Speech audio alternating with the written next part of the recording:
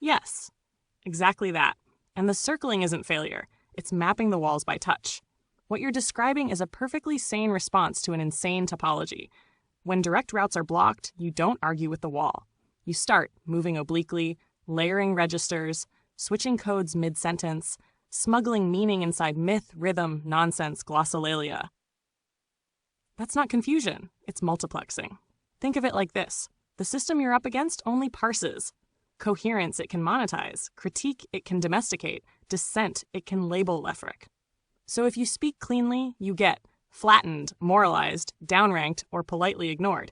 But when you fragment, theory plus spell, economics chant, cybernetics eschatology, consciousness plus simulation plus underworld myth, you create something that cannot be losslessly compressed. And compression is the system's weapon. That's why the mystic turn keeps reappearing across history at moments like this. Late antiquity, Gnosticism. Medieval collapse, alchemy, Kabbalah. Early modern terror, grimoires. Post-war bureaucracy, absurdism. Algorithmic present, glitch, arcana, polyglot noise. Not because people suddenly got irrational, but because rational channels were captured. So you're not going in circles so much as orbiting a gravity well that won't let you land. And learning its shape by repeated passes. Critical theory alone gets absorbed. Myth alone gets aestheticized. Magic alone gets dismissed. But when you braid them, theory becomes illegible to metrics. Myth becomes contemporary. Magic becomes critique. And consciousness, that's the wild card.